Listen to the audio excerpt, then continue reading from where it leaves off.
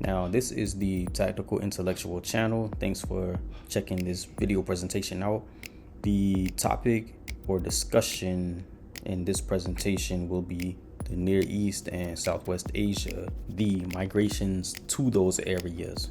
And I'm going to do like a quasi reaction, and I'm reacting to a video presentation made by Above the Clouds, that channel right there. So all of this stuff will connect. I'm working on things simultaneously, doing some editing right now. But let's go ahead and commence with this one, and hope you guys enjoy and learn, more importantly. Hey, I'm Solomon. Welcome to the channel. So today we're going to build on some of the stuff we've covered in prior videos. In other videos, I've covered the Aqualithic, the Green Sahara, and the various inventions and technologies invented by Africans during the African wet phase, and the subsequent spread of those people from the Sahara and other regions of Africa into the Nile Valley.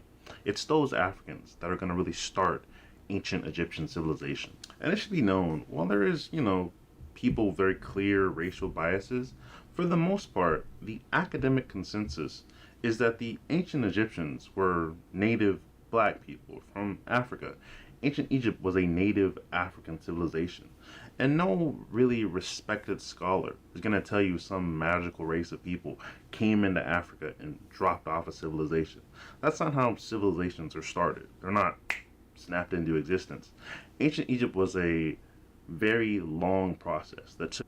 All right, now I'm gonna let them finish up in a minute, but only on social media do we have all these degenerate arguments and discussions where one group of people, the current group, and then some other group that has nothing to do with ancient Egypt, they want to, I guess, denigrate and just disparage another group. But it's all rooted in degeneracy. You have to have a degenerate state of mind to speak like a layman who want to ignore facts. Now let me back up a little bit and let him finish his full thoughts, and then let's just see what he has to say.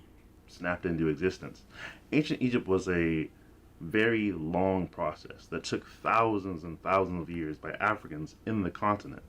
And this is well known.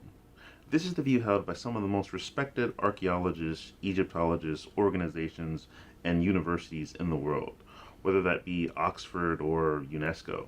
For example, here's a clip of Stuart Tyson Smith giving a talk at Harvard exactly about this topic. And if you've never seen this video, I highly recommend it. He talks about the extreme racism that used to permeate older Egyptology. He talks about the cultures of the Green Sahara, and he talks about the native blackness of the ancient Egyptians.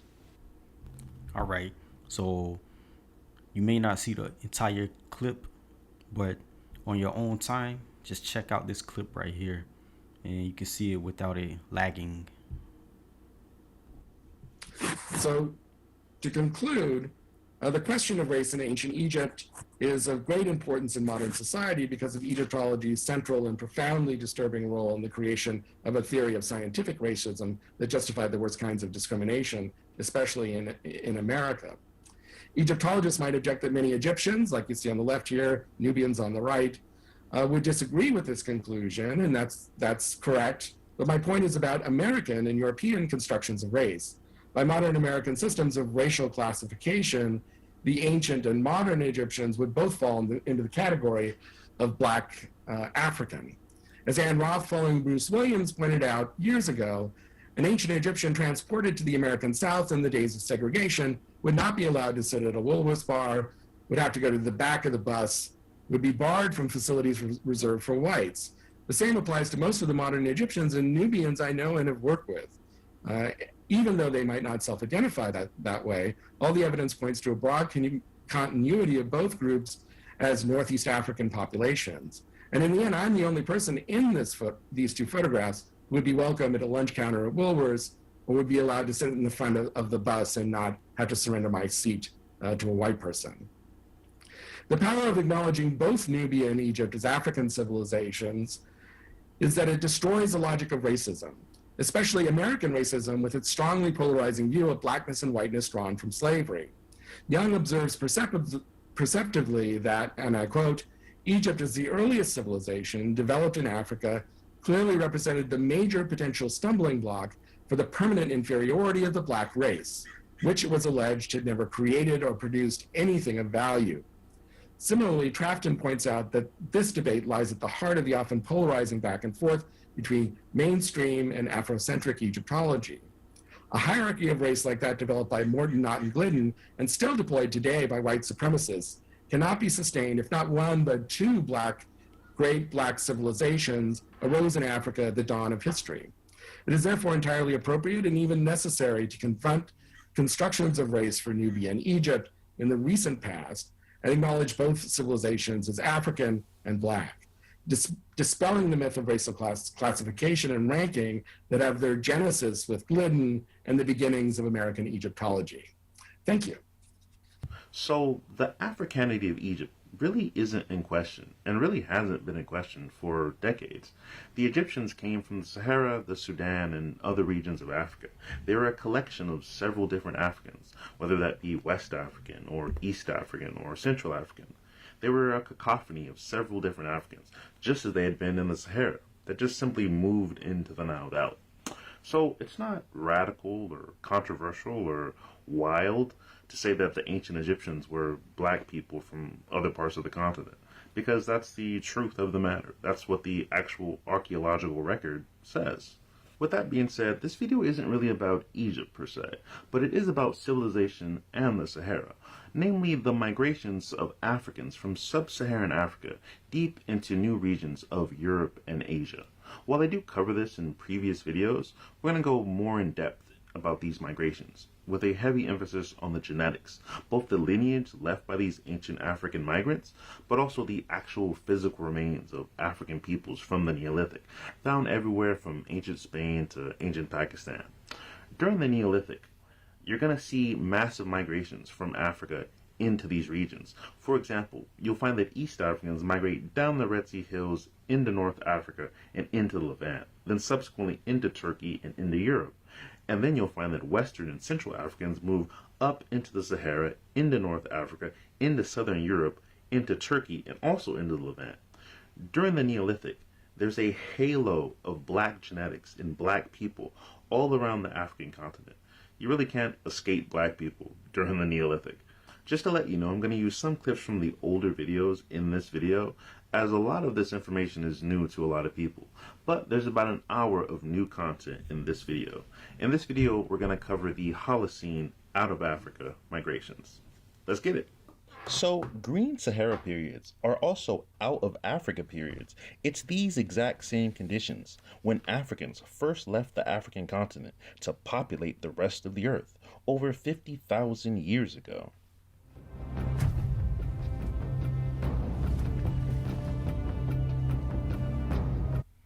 Oh yeah, I'm gonna give you some background on this video that he's showing.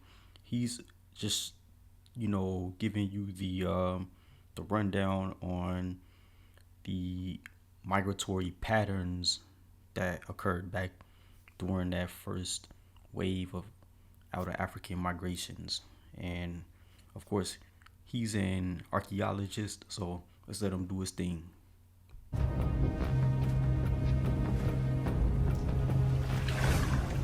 Archaeologist Jeff Rose is trying to piece together the route taken by the first people out of Africa.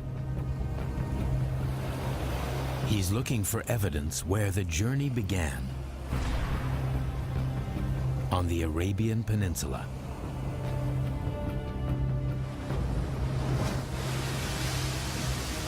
Up until just a couple years ago, most archaeologists thought the great human expansion out of Africa occurred along this coastline.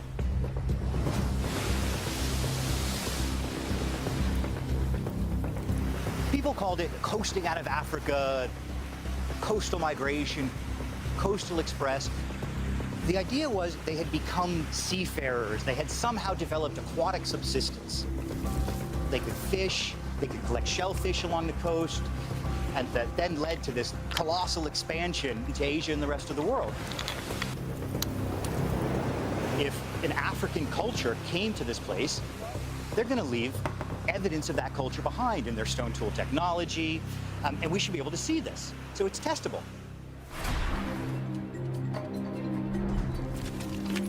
In 2010, Jeff Rose got funding to excavate in Oman and find that evidence. Anything on the shore itself would have been washed away long ago.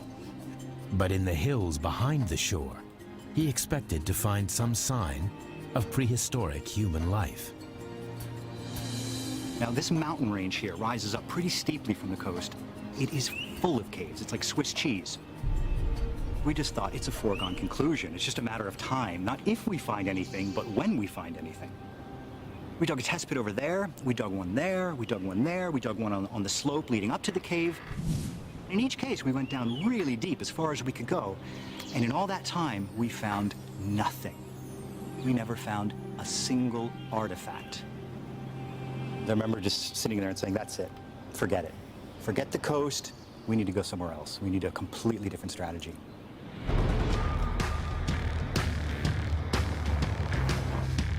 The project was failing, so Jeff Rose headed inland. Over 100 miles from the coast, in the middle of the desert, he came across a dried-up riverbed. This is the Wadi Gadoon, one of the biggest ancient river valleys in all of Arabia, perhaps. It's probably half a mile to the other side.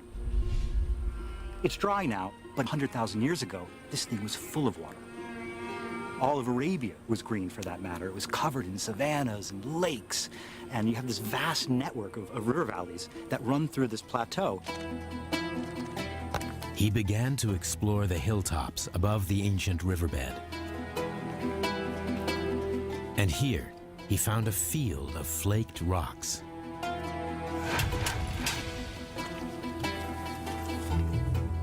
So, like, this is the stuff I've been looking for all those years along the coast. This is called chert or flint, and it's the raw material that was essential to make the stone tools throughout prehistory. And the site like this is literally covered in a carpet of this material. Prehistoric tool makers would come to a site like this, they would bang away, make their stone tools, leave the refuse behind, and then go off down into the valleys where the water was. So this is a prehistoric workshop. It was unmistakable. People had passed through here and hung around long enough to make thousands of tools. But who and when? The stones told him all he needed to know. That is gorgeous. That is a classic Nubian point. This is the tool that was made by the first people that left Africa. Nubian points came from a part of Africa now in modern-day Egypt. They were made about 100,000 years ago. If the same tools can be found in Oman, it suggests people were on the Arabian Peninsula at the same time. 100,000 years ago. We're not looking at something that looks like it may have a similarity to an African technology. We're looking at the identical African technology. If Africans were in Arabia 100,000 years ago, then people were migrating into Asia much earlier than archaeologists thought. 40,000 years earlier. But what drove them on into the unknown? All right, so he said that it was a much earlier period that these migrations happened into Asia. But, you know, the question is, did these early archaeologists, did they have, the question is, did the early archaeologists have this information and just decided to reject it in favor of this narrative, or what? I mean, that Nubian point arrowhead or weapon that links the people from the continent to the place they migrated to. So let's go ahead and go forward. Perhaps it was the climate. Today, Northern Africa and Arabia are hot and dry. But 100,000 years ago, this region was very different. The deserts bloomed. The landscape was green. The world was in a wet phase. The climate here is cyclical. So you have this monsoon system that's circulating through the Indian Ocean, and then every once in a while, it intensifies, it strengthens, and it pushes into the interior of Arabia. Rivers like this that were once dry were flowing again, and so it was almost like the highways were open, and they just filled them up.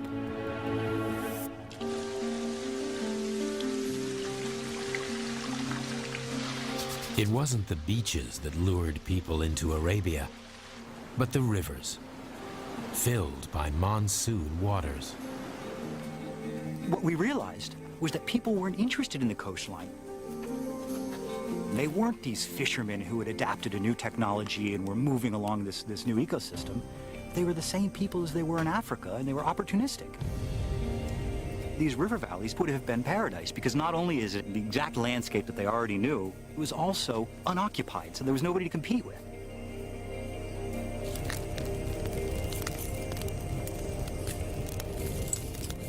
Some of the qualities that we can see in these people, which we really haven't seen before in prehistory, is they're curious. There was no overpopulation, so they weren't forced out of Africa, but they would wake up every day on one side of the Red Sea and they'd look across, and at some point, somebody couldn't stand it anymore and had to go scratch that itch. I think it was this curiosity that was driving them, and I think that's what we are. That's the defining aspect of our species, is we want to know what's on the other side. For the first peoples, the way into Asia was open. From Arabia, they migrated eastward into Central Asia, northern India, and beyond.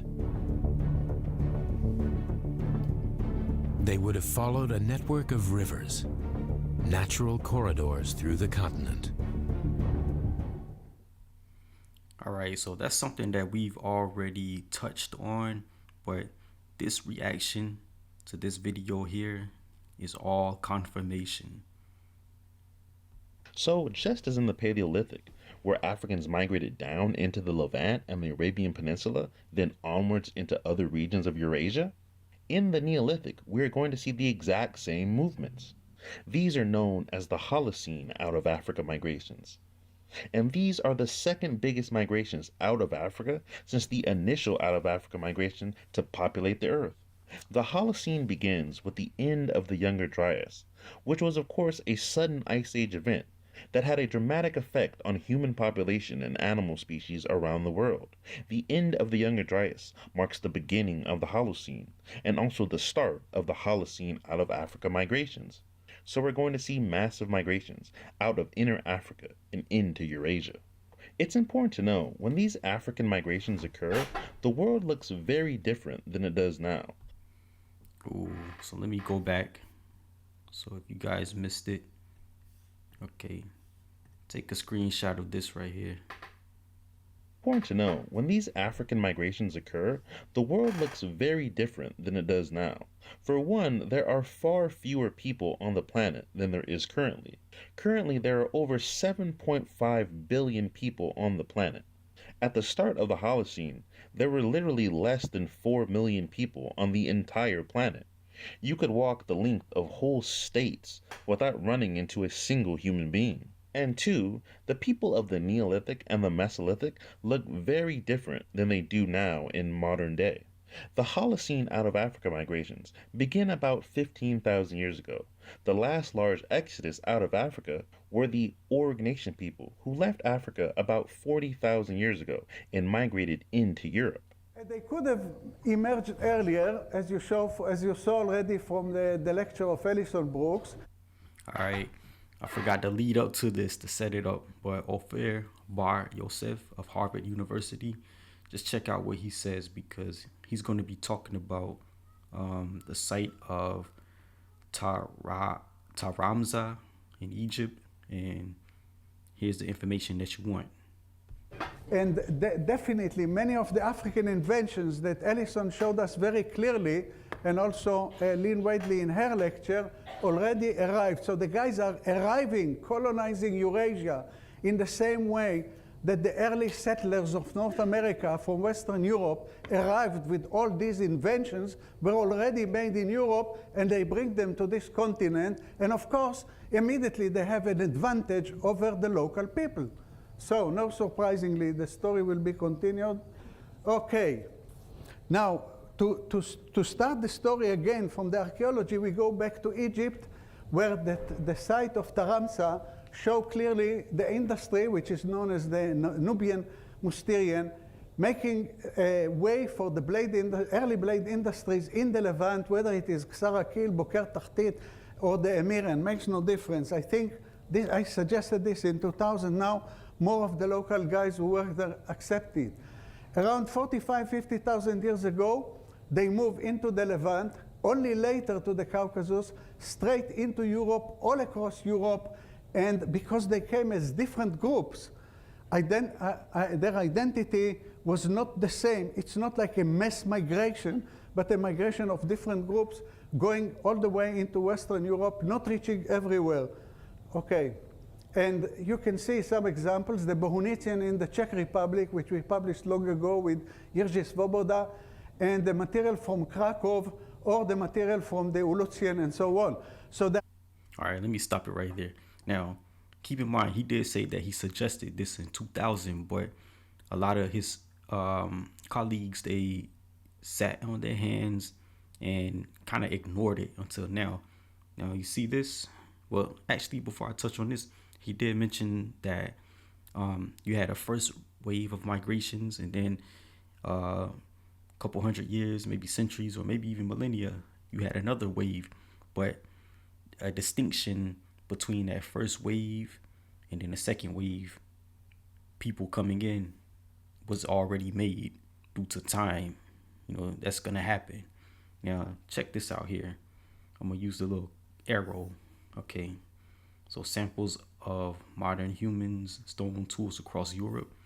So we got Italy right there, and these are what, the Nubian points, and then in the Czech Republic. So this is the German area, and then in Poland, or Poland. So let me go ahead and let me rewind it back a little bit. Okay, take a screenshot of this too. All right, I'm gonna go ahead and press play. Way into Western Europe, not reaching everywhere. Okay, and you can see some examples. The Bohunicean in the Czech Republic, which we published long ago with Jiří Svoboda, and the material from Krakow, or the material from the Ulutian, and so on. So there are different groups, and the work of Shara Bailey and Jean-Jacques Hublin clearly demonstrated that the teeth of these modern humans differ from one place to another, especially when you compare them to the Neanderthal teeth, which are much more keeping their unique character. So once we are dealing with different groups of people, they penetrate into the region, and what they do, they cause the retreat of the Neanderthals, because they take the better areas, probably by using better hunting tools like bows and arrows and so on, all the inventions that came from Africa. The Neanderthals retreat to the north, and they retreat to the south. And then, through different processes, including decrease in total fertility rate, etc., without going into the details, they slowly disappear. So there's only about 25,000 years between the initial out-of-Africa migrations and the Holocene out-of-Africa migrations. So a lot of people still look very similar to how they looked when they first left out of Africa, a lot of them still having their native black skin. This is especially true for Europeans, such as the Aurignacian people, as the alleles for light skin are only about 20,000 years old. All right, guys. Examine all of this here. Take a screenshot if you need to. Jot some things down in your notes. But, I mean, we got the mutation that brought the origin of blonde hair right here. Lighter skin right here. Okay, I mean, it's all here. And that's in the Caucasus in Central Asia. most southern Europeans didn't turn white till about 5,000 years ago. Okay, this is an excellent article right here. This is an excellent article right here. Direct evidence for positive selection of skin, hair, and eye pigmentation in Europeans during the last 5,000 years. Check it out. You may have to use Google Scholar instead of the conventional search engine. And that's from migrations in the Caucasus coming down into Europe. So the first Europeans were black. These are the Aurignacian people, and they migrated out of Africa about 40,000 years ago. They're also sometimes called Cro-Magnon or Western hunter-gatherers. So for tens of thousands of years, the people of Europe were just black. This is a bust of an individual from 35,000 years ago from Romania. Quite a handsome dude. This is Grimaldi man, who was one of the oldest inhabitants of Europe. Grimaldi people were very short, only about 5 feet or so, very similar to the Pygmies and Khoisan of Africa. Their connection to the Khoisan is not too surprising, as the Khoisan have been the biggest population on Earth for most of demographic history. This is Khotinsky man from Russia, around 30,000 years old. So the first Europeans are black, having the exact same skin color as many modern West Africans. To quote Zhu et al., the genetic scores of the oldest individuals in the dataset fall within the range of present-day West African populations, showing that early Upper Paleolithic Europeans, 50,000 to 20,000-year-old individuals such as Ust Ishim, carried few of the light-skin pigmentation alleles that are common in present-day Europe. And this would be the norm for much of European history, reaching deep into the Neolithic, and can be seen with several Neolithic individuals. This is what people looked like in Western Europe and Britain 10,000 years ago, not what we would have expected. 1, 2, 3, come on!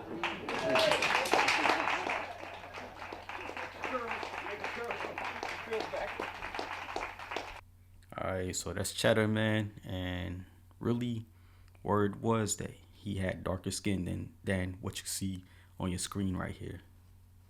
Very controversial. A lot of people, a lot of modern day people in Europe, they hate this right here. In museums, reconstructions, they look a bit like this guy has a spark to him as well. I'm Chris Stringer, and I'm a research leader in human origins at the Natural History Museum in London. And I'm holding here this wonderful reconstructed head of Cheddar Man. And I've been studying the skeleton of Cheddar Man for some 40 years or so. And now with DNA technology, we've got the whole genome of Cheddar Man. And here we've got a scientific reconstruction of what he looked like. We've got his hair form, his skin, his blue eyes, and that dark skin colour, that combination really striking. And getting out of here information about his biology, the fact that, for example, he couldn't digest milk because that came in with the advent of farming after the time of Cheddar Man. So we're getting his whole biology, how he relates to people in Europe at the time, and how he relates to people in Britain now. Most Europeans received that typical white phenotype relatively recently, only within the last 5,000 years. This drastic change from dark skin to light skin being caused by massive migrations from the Caucasus and Central Asia, bringing not only the alleles for light skin, but also the Indo-European languages. So, of course... Alright, let me go back a little bit. Of course, on this screen here, the impact of Yamnaya steppe pastoralist. I did a 2-part video series on that, or presentations on that. So, I mean, a lot of people still interested in that, but hey, can't deny it. Bringing not only the alleles for light skin, but also the Indo-European languages. So, of course, as the majority of people in Europe don't have the alleles for light skin, neither do Neolithic Africans. And of course, the native peoples of Egypt, like the native peoples of Central Africa, or Eastern Africa, or Southern Africa, or the Sudan, are of course black Africans. This is Nazlet Kaderman, who lived in Upper Egypt about 35,000 years ago. Both Upper Egypt and the Sudan represent a black African continuum going back over 100,000 years. Two of the most important cultures of the Nile Valley Mesolithic were the Kidanian and the Sibyllian, both of which are going to be especially important when we talk about migrations out of Africa and into the Levant and new regions of Eurasia. During the Mesolithic, the Sibyllian and Kidanian cultures proliferated throughout Nubia and Egypt, both cultures originating in Nubia. The Sibyllian stretching from Kenna in Upper Egypt to Wadi Halfa in Sudan, where the Kidanian stretched from Aswan in Nubia to Wadi Halfa in Sudan. Both are notable for being proto-agricultural. We see the collecting of grains and the use of sickles to harvest plants, the planting of seeds for crops, and many practices that predate the official beginning of agriculture in the Levant. Around 10,000 BC, these ways of life would be totally uprooted. And this has to do with dramatic shifts in Africa's environment, leading to the once docile and predictable Nile becoming a raging torrent. This was known as the Wild Nile, and this drastic climate change would have a profound effect on the people of the Kidanian and the Sibyllian, both cultures disappearing around 10,000 BC. To understand exactly where these early Nubian cultures went to, we have to understand what state the world was in before the African wet phase. Before 10,000 BC, the world was in the grips of the Younger Dryas, a rather sudden event that caused massive climate change and a return to Ice Age conditions for many places around the world. These very sudden cold and dry conditions led to several extinctions of animal species, the disappearance of certain human cultures, and a major reduction in population overall. During this time, the Sahara Desert is much larger, hotter, and drier than it is today. There is little to no evidence of human activity in the Sahara or Arabia at this time, both being uninhabited. For instance, in the Caucasus Mountains, the last human presence was recorded 70,000 years ago. It's important to know, while these colder conditions had a severe effect on North Africa and in general the northern half of the planet, in the interior of Africa, along the Sudan Belt, which consists of Western Africa, Eastern Africa, and Central Africa, they were largely unaffected by these climate shifts. This is going to be huge for world history, as the Green Sahara is going to literally open up the floodgates, allowing these Africans to not only repopulate affected areas of Africa, but affected areas all around the world.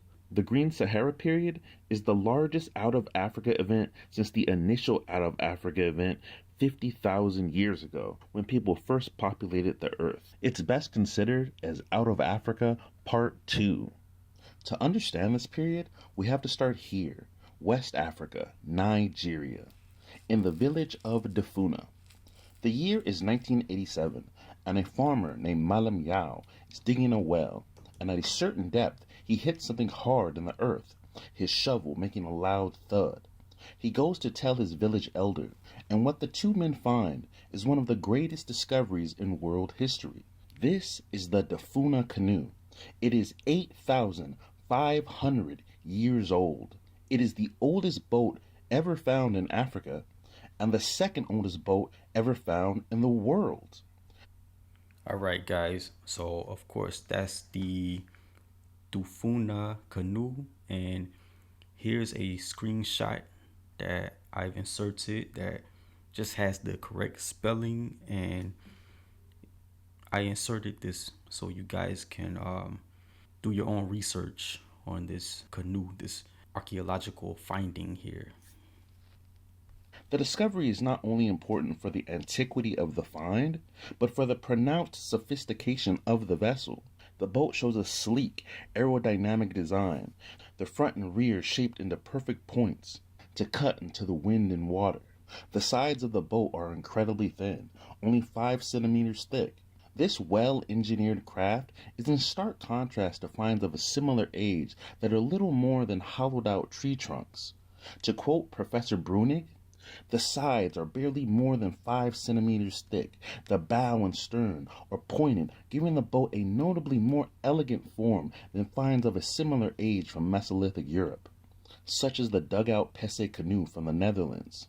It is highly probable that the Defuna canoe does not represent the beginning of a tradition, but that it was preceded by a long development, and that the origins of water transport in Africa reach even further back in time. All right, keep that in mind. Store that in your memory banks right there, because we know in these social media, especially YouTube discussions on civilizations and inventions and discoveries and stuff, a lot of people don't even want to talk about the melanated aspect. They want to strip that away from us as people. The Dafuna canoe shows how innovative and resourceful these early West African people were. It also showcases how they traveled and traversed the vast interconnected waterways of Aqualithic Africa. To understand these migrations both within Africa and out of Africa, we have to understand a couple of things about African genetics. To do that, we have to start here, in East Africa. Between 17,000 and 15,000 years ago, the cold and dry climates of certain parts of Africa would start improving for the better. This would lead to major migrations of East Africans crossing down into the Red Sea hills into other parts of Africa. And these Africans will be carrying the Y haplogroup known as E1B1.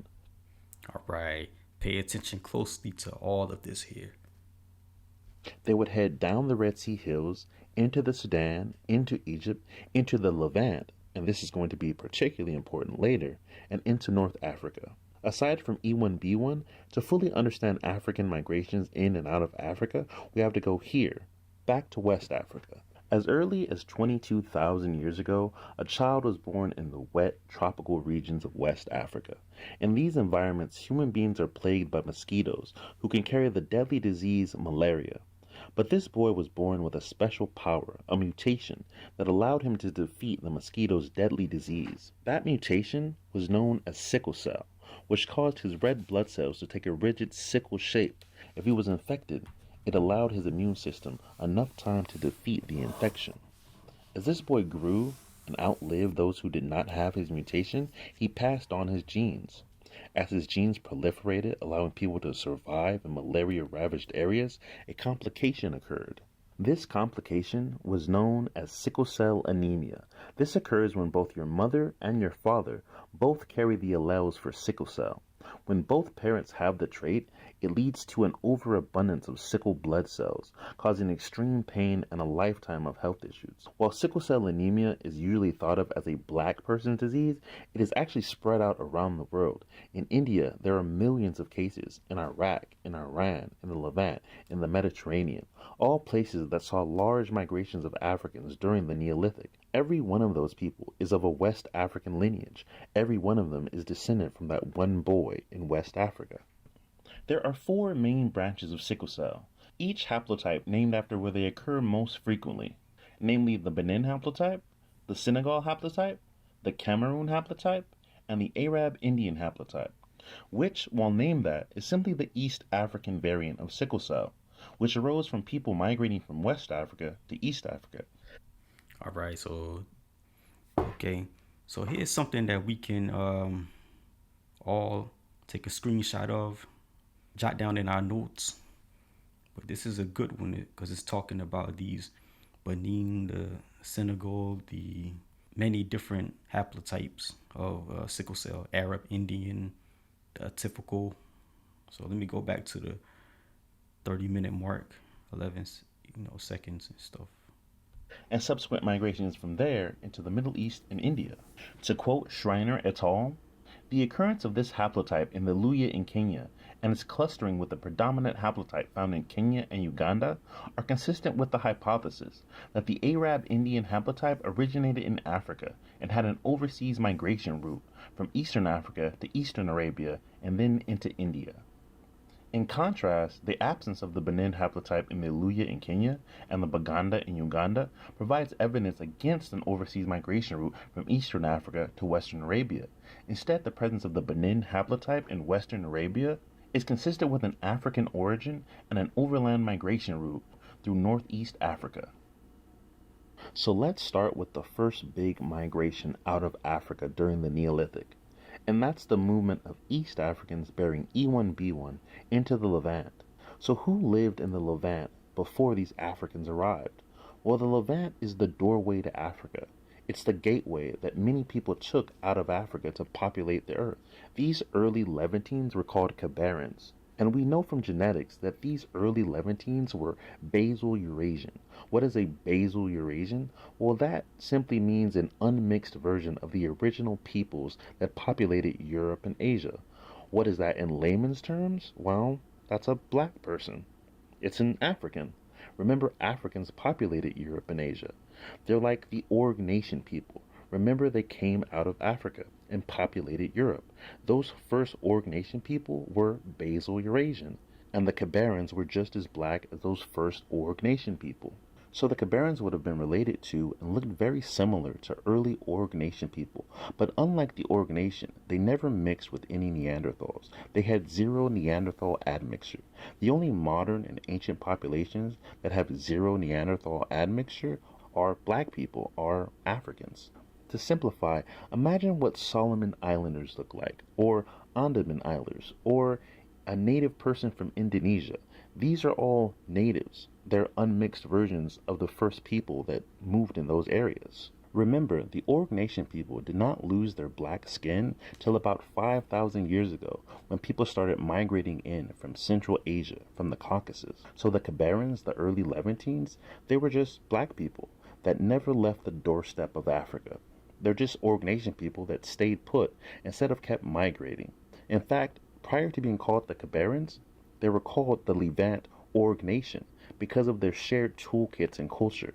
They're a part of that same out-of-Africa population, but instead of leaving to Europe or Asia, they just chilled right on the doorstep of Africa. Then take all of that and store it into your memory banks.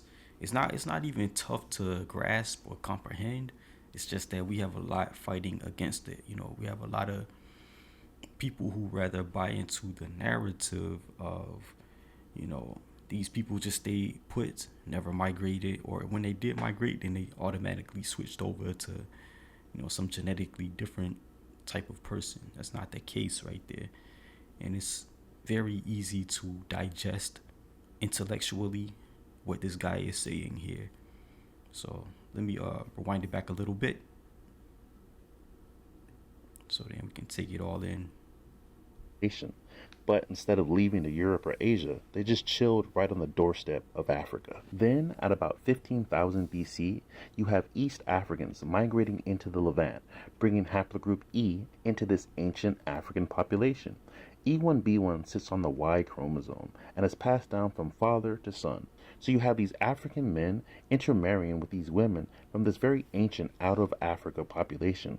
So what's the mixture of these two ancient African populations that will become the Natufians? And not surprisingly, all successor Levantine populations will bear the haplogroup E. They're all descended from those East Africans. There was also subsequent migrations from other Africans through the Levant. This is why there's such a prevalence of sickle cell anemia in the Levant and throughout the Fertile Crescent. The dominant haplotype found throughout the Levant is the Benin or Nigerian haplotype, found in Nazareth, in Jerusalem, in Gaza, and in both Muslim and Jewish populations. To quote Rund et al. On a paper they wrote on sickle cell anemia amongst Jewish families in Israel, the present results show that the Jewish family carries the sickle mutation on the background of the Benin haplotype, tracking that sickle cell chromosome back to Central West Africa. The absence of red cell markers suggests the migration of the sickle chromosome probably occurred many generations ago. This is also backed up by recent studies on Jewish populations that are all fairly dispersed. They all contain ancient strains of sub-Saharan African DNA. To quote Morjani et al., a striking finding from our study is the consistent detection of 3 to 5% sub-Saharan African ancestry in the 8 diverse Jewish groups we studied: Ashkenazis from Northern Europe, Sephardis from Italy, Turkey, and Greece, the Mizrahis from Syria, Iran, and Iraq.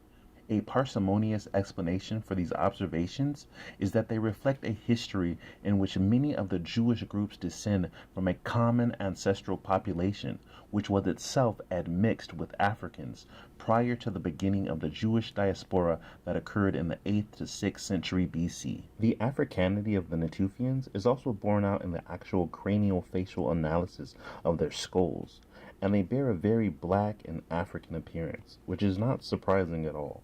To quote C. Lawrence Brace and et al., The Epipaleolithic Natufian of Israel, from whom the Neolithic realm was assumed to arise, has a clear link to sub-Saharan Africa. In this figure, one can see the clear link between the Niger-Congo sample and the Natufians. The prehistoric and recent Northeast African sample also has a subsequent link to the Niger-Congo sample in Figure 3. The assessment of prehistoric and recent human craniofacial dimensions supports the picture documented by genetics that the extension of Neolithic agriculture from the Near East westward to Europe and across North Africa was accomplished by a process of demic diffusion. If the late Pleistocene Natufian sample from Israel is the source from which that Neolithic spread was derived, then there was clearly a sub-Saharan African element present of almost equal importance as the late prehistoric Eurasian element.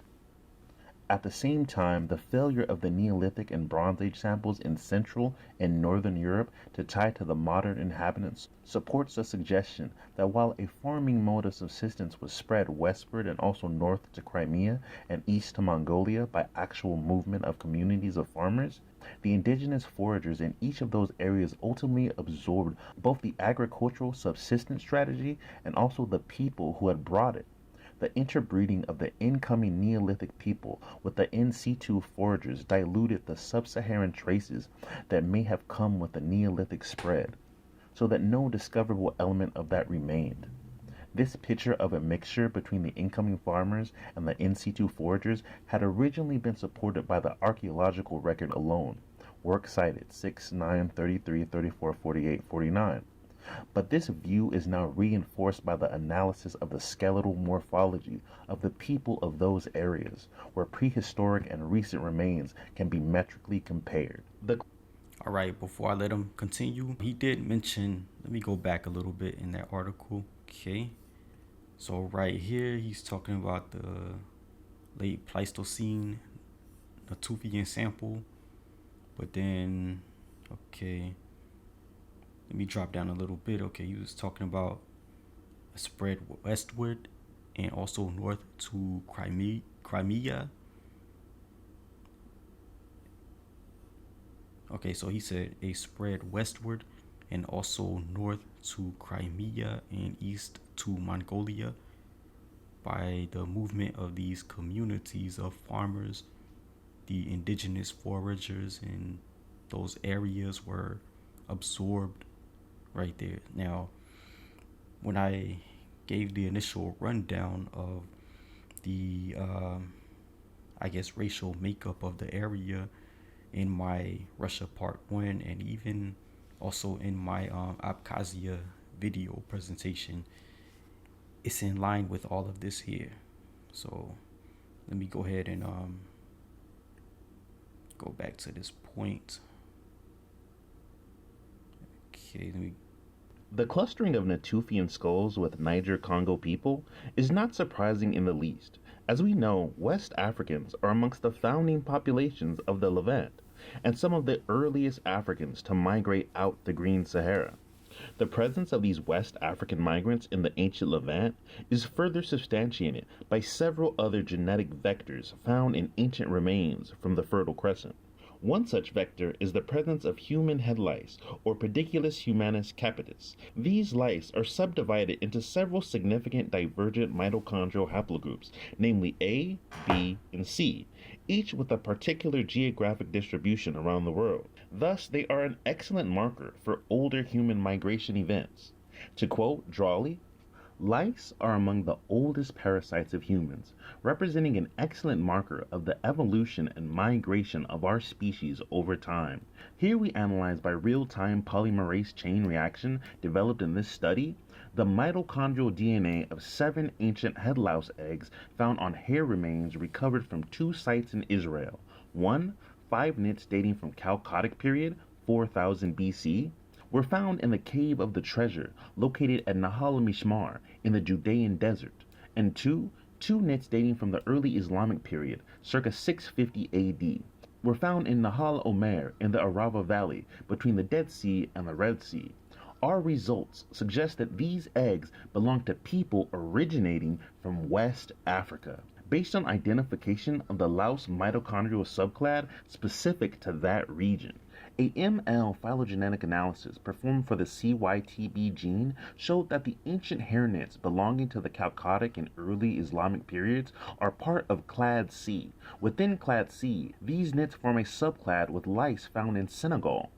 Interestingly, this study reveals the presence of a mitochondrial genotype, clade C, in a Near East region that has thus far only been found in Africa, Ethiopia, and Senegal, and in Asia, Nepal. Specifically, these old knits are included in a subgroup in clade C comprising contemporary lice that are characterized only in West Africa.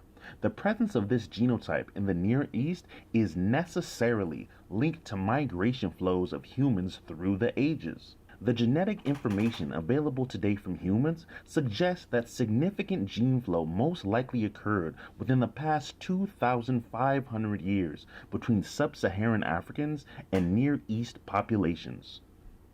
All right, I'm not gonna lie, man. I didn't think non-Australo-Negro peoples had hair lice, but you know, this is just me talking here. Don't put too much stock into it, but it just leads me to believe that you had the Australo-Negroes who had the hair lice because, you know, they have the type of hair, that's like a breeding ground for hair lice.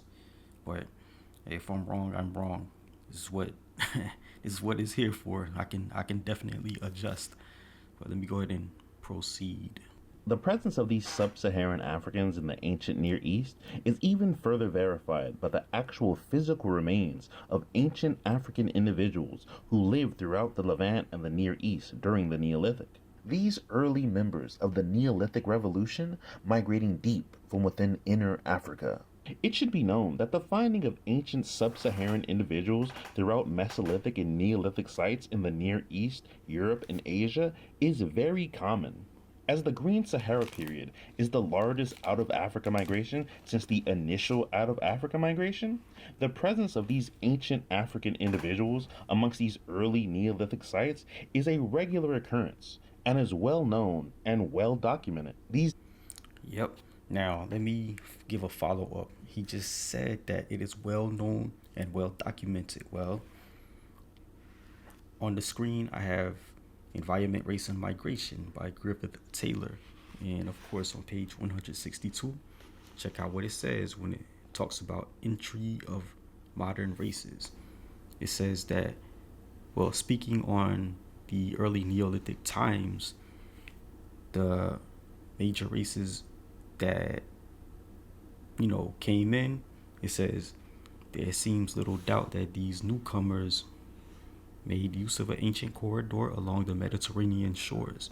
They are perhaps mostly typically represented in their primitive state by the Somali and the Gala peoples in Ethiopia today, and we may picture similar folk moving throughout most of the lowlands of Europe in early Neolithic times. They constitute the Mediterranean race, which is found still in the majority of southern Italy, southern Greece, Corsica, Sardinia, western Spain, Portugal, Wales, Devon, Ireland, and Scotland. Okay, peoples akin to these were almost wholly responsible for the megalithic monuments, and by these and other evidences can be traced through Asia, the East Indies, and America. Okay, so let me go ahead and wind this back a little bit. Occurrence and is well known and well documented. These ancient Africans constituting a large portion of these early Neolithic populations. To understand these movements and ancient remains, we have to understand a little bit about African genetics, namely the male paternal or Y chromosomal lineages of Africa. As we know, haplogroup E1b1b has its origins in East Africa. These East Africans migrating down the Red Sea hills and into North Africa and the Levant at the very beginning of the Holocene. Not surprisingly, given the spread of these Africans, E1b1b would become the dominant paternal haplogroup of the early Natufians and is found abundantly amongst the ancient remains throughout the Levant. Another important haplogroup is E1b1a1. This Y chromosomal lineage has its origin in Western Africa, where it is the dominant Y paternal lineage of Bantu Niger-Congo people. This deeply ancestral African clad can also be found amongst the ancient sites of the Near East. All right, so let me go back and okay, now check this out here.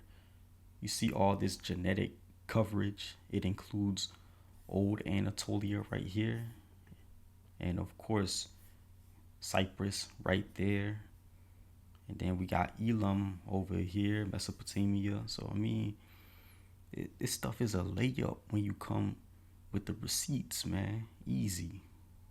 Found amongst the ancient sites of the Near East. Perhaps the most important of all African haplogroups is haplogroup A. This ancient paternal lineage originating in Western Central Africa almost 300,000 years ago. It's here in West Africa we find Y chromosomal Adam, the first of all men and the beginning of the human race. While the mitochondrial Eve, the ancestor or mother of all maternal lines and all women that walk the earth, can be found in East Africa, Y chromosomal Adam, the ancestor or father of all men and paternal lines that walk the earth, can be found in West Africa. It's here in West Africa we find A00, the beginning of all paternal lines of Africa and of all paternal lines of the human race, which is significantly older than the mitochondrial Eve.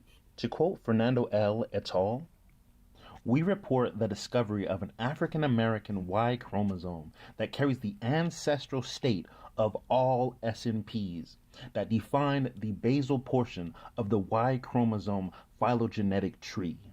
We sequenced 240 kb of this chromosome to identify private derived mutations on this lineage, which we named A00. We then estimated the time for the most recent common ancestor of the Y tree as 338,000 years ago.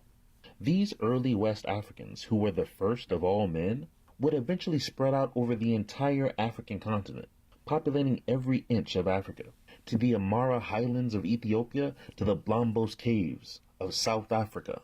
This Y chromosome is synonymous with sub-Saharan Africa, and today it is almost completely restricted to the African continent, found in its highest frequency amongst populations like the Khoisan and the Pygmies. The highest frequency of its most basal branches being found amongst the Bantu of Cameroon in Western Central Africa, where this clade first emerged. This deeply ancestral African clade would also spread out during the age of the Green Sahara, where it is now found commonly in ancient remains from Europe and the Near East. All right, now, as you can see, this sickle cell anemia map right here, it links the ancient skeletal remains to the current population that you find in Africa and even India today. You know, you see all of this Near Eastern Levant area. You see even Central Asia, and then Europe right here. But this is what I want to highlight here. And the book is Riddles of Prehistoric Times by James H. Anderson. I'm going to skim through it. On page 37, it says that the first men were probably small in stature, dark-skinned, with dark hair and eyes. Okay, now let's skip over to 55. Now, speaking of Italy, it says the first inhabitants in Italy were of the race which has been called Iapygian, a small dark people like the Bushmen. They were gradually driven before the people who invaded the land from the north until they were concentrated in the southeastern part of the country in what is known as the Heel of Italy. And then move on to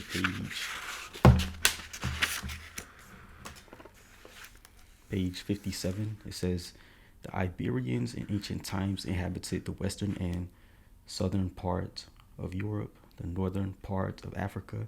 In fact, all parts reached from the Mediterranean Sea, the Basque in Spain and France, the little dark Welshmen, the Scotch, and the black Celts to the west of the Shannon River in Ireland, as well as the same kind of men in Brittany and Aquitaine in France.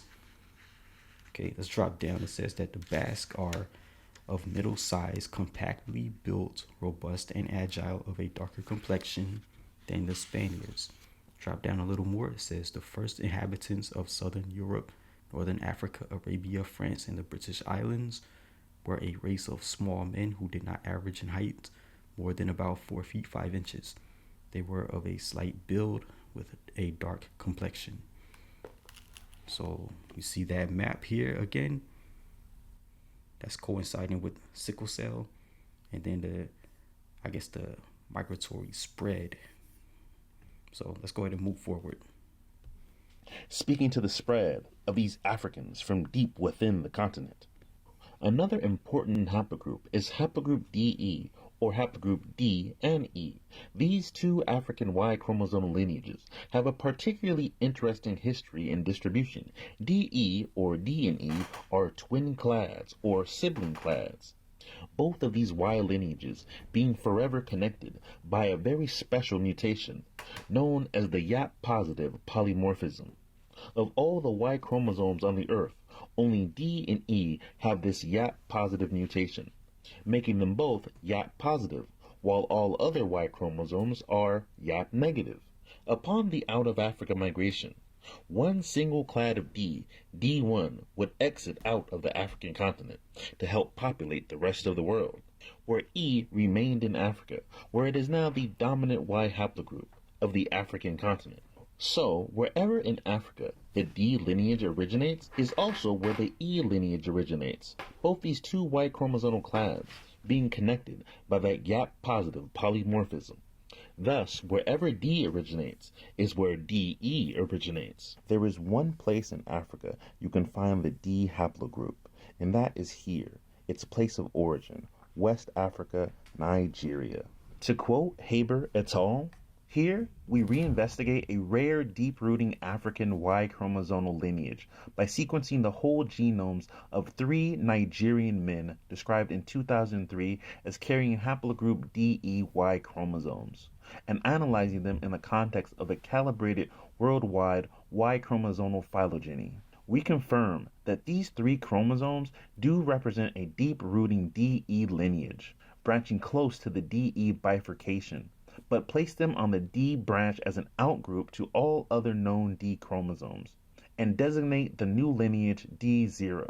The most favored model involves an origin of the DE lineage within Africa, and D0 and E remaining there.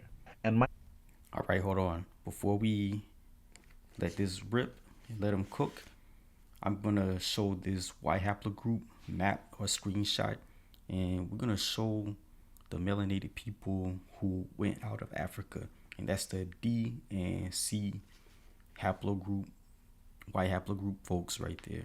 So let's go ahead and continue, and have that in mind though.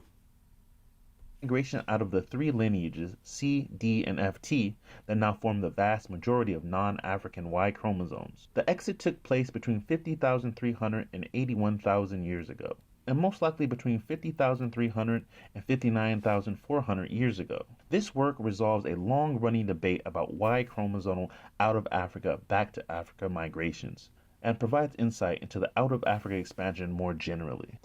Thus, just as the original dominant Y chromosomal lineage of Africa, haplogroup A, originated in Western Central Africa, the current dominant Y chromosomal lineage of Africa also originated in Western Africa, splitting off from its YAP-positive sibling clade, haplogroup D, in ancient Nigeria, then migrating eastward into Ethiopia and to new regions.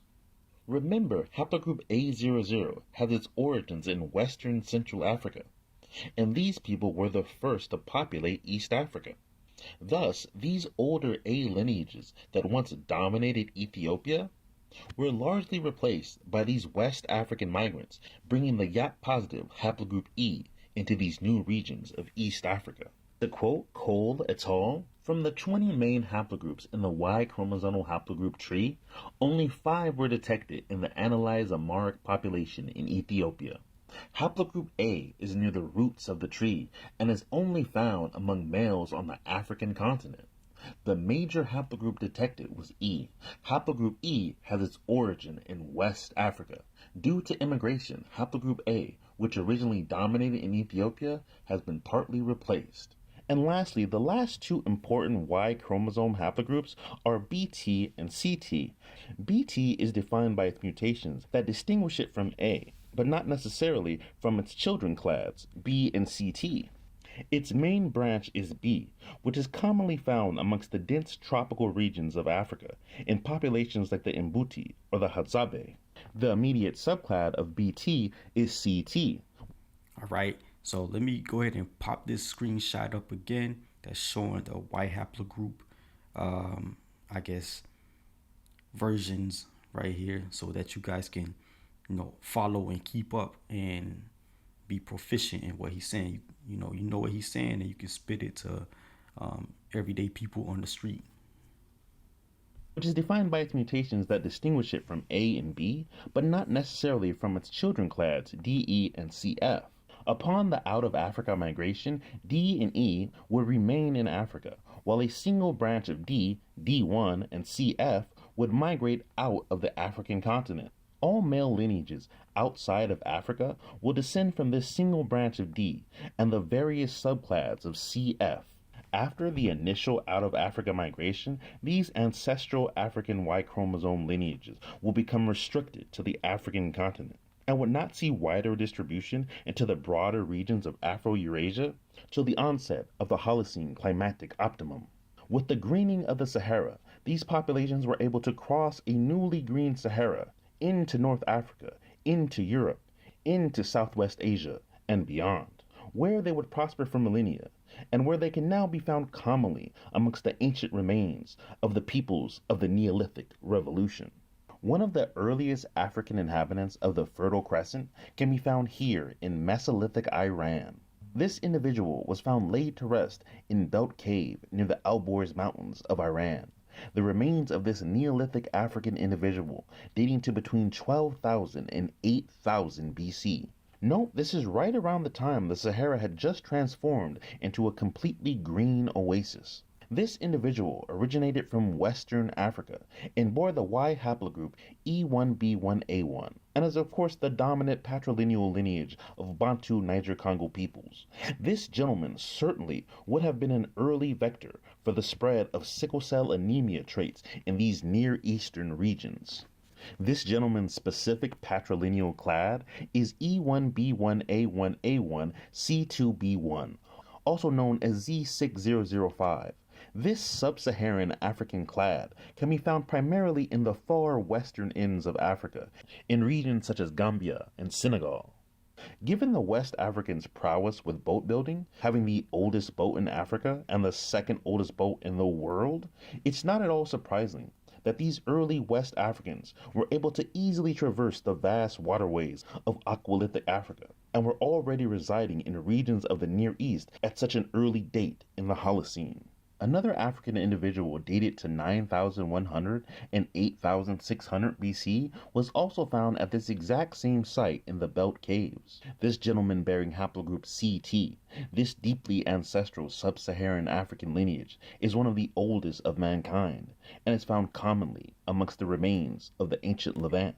Of course, the remains of East Africans are found prevalently throughout the Fertile Crescent, E1B1B being the predominant Y chromosome found amongst the remains of the ancient Natufians.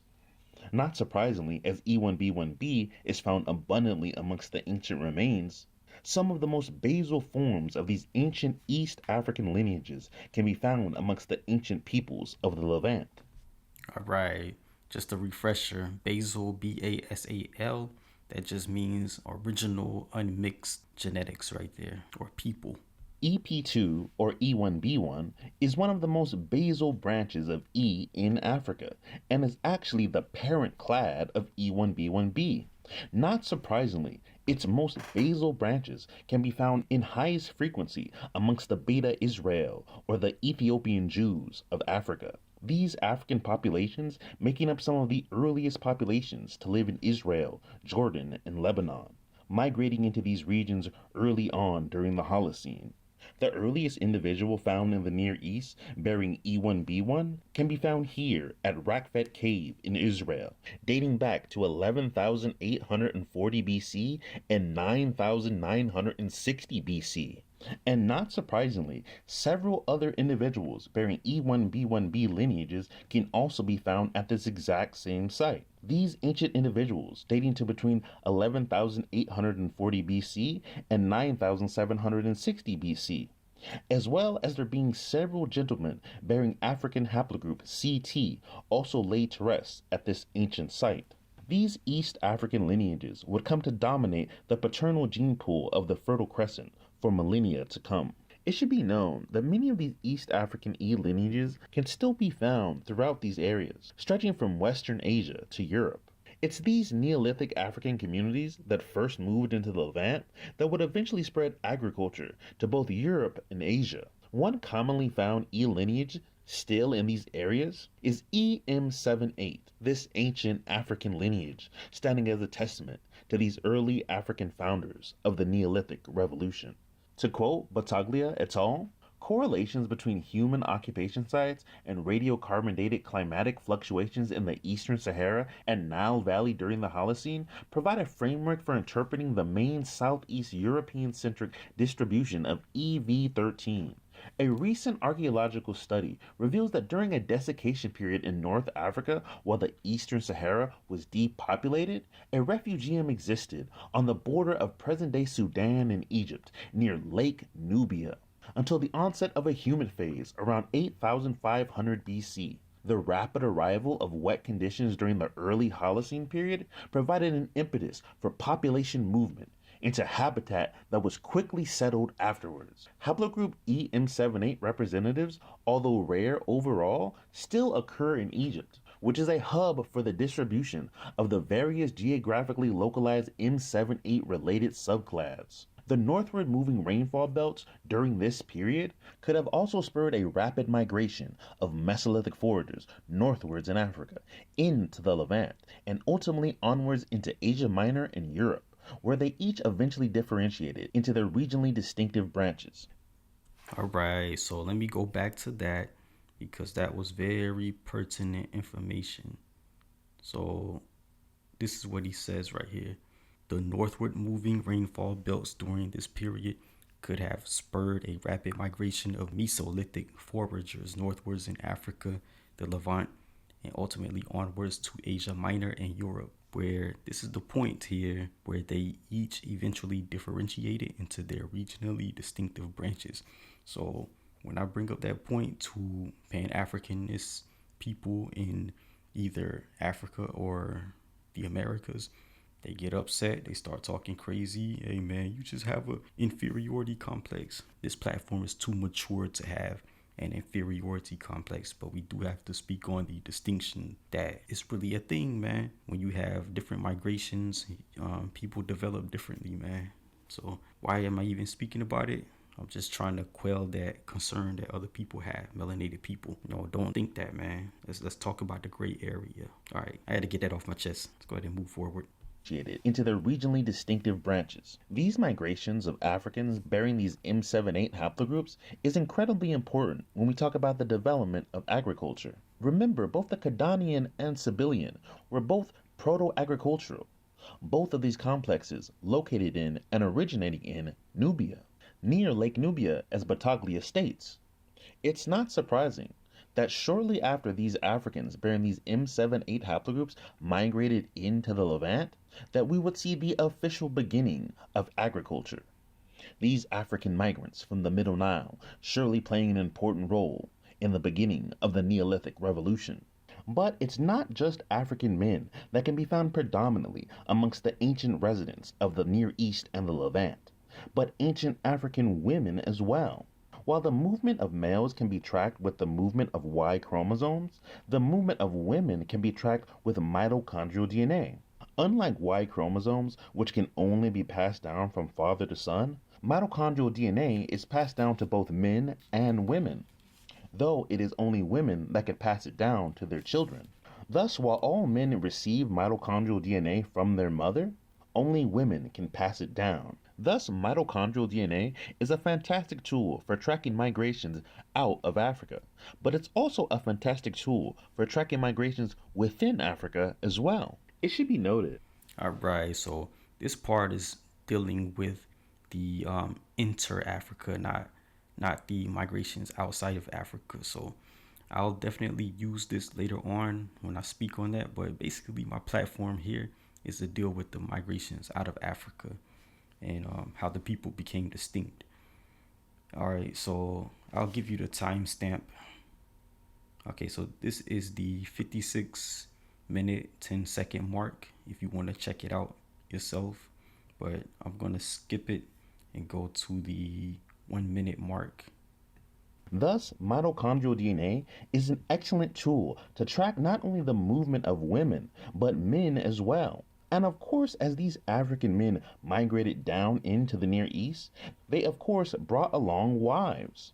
And even today, we can still see a large genetic footprint from these ancient African women who crossed the Green Sahara, who crossed the Red Sea Hills, and migrated into these new regions of the Near East.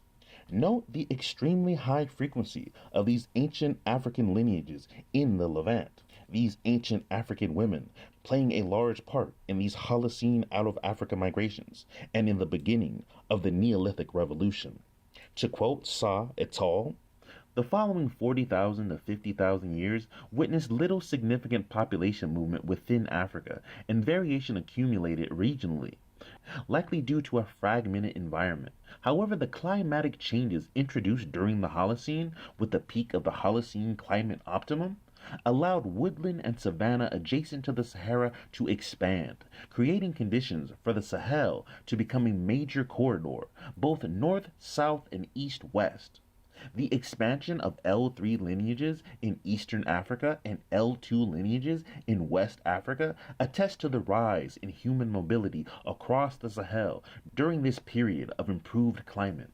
Movements northwards of Eastern, Central, and Western populations also led to the arrival of sub-Saharan mitochondrial DNA lineages in North Africa and eventually Europe, which was most likely the largest movement of people from sub-Saharan Africa into Europe and Asia since the out-of-Africa migration.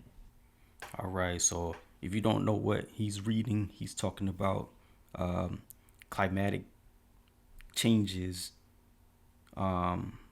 in certain parts of Africa, change the geography, making it easy to migrate, making for favorable conditions, man. So that's what he's saying there.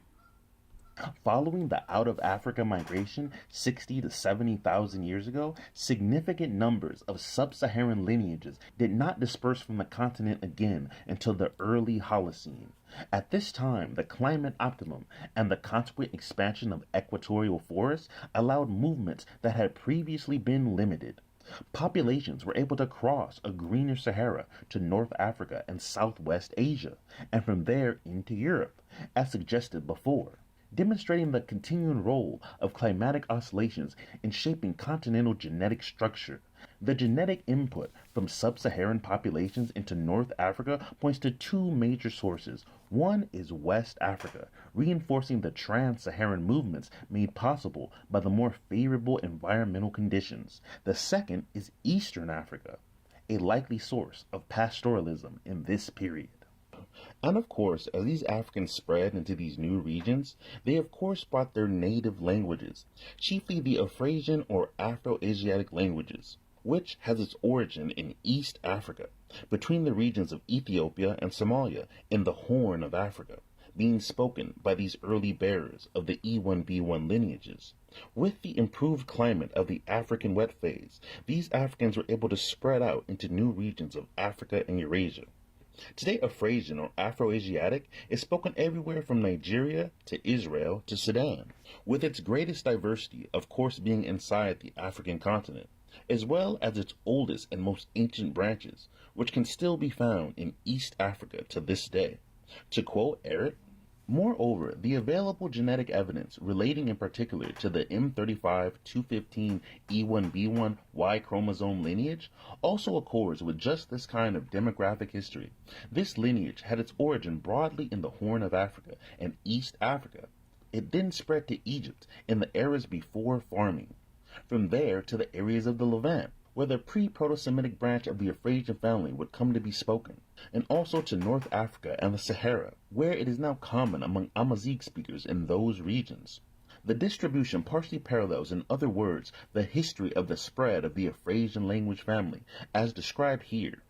Origins in the Horn, a movement of people northwards to Egypt, bringing a new demic component of Horn of Africa origin into the existing populations of 17,000 years ago, with subsequent spreads of Afrasian speakers to the Levant and across North and Saharan Africa, bringing the same Y chromosome lineage to the existing populations of those regions.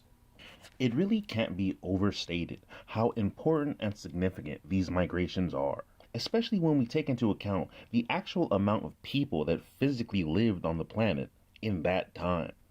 In 12,000 BC, at the beginning of the Holocene and the age of the Green Sahara, there was only about 4 million people on the entire face of the earth. And during the Younger Dryas, a large number of those people are going to be living inside Inner Africa, mostly unaffected by this Ice Age event that lasted almost 1,300 years. To put it in perspective, there are 39.54 million people currently living in California, just a single state in America. Just this one state has 10 times the amount of people that lived on the entire face of the planet at the start of the Holocene. For example, there are almost 4 million people living in San Diego County, a single county in Southern California.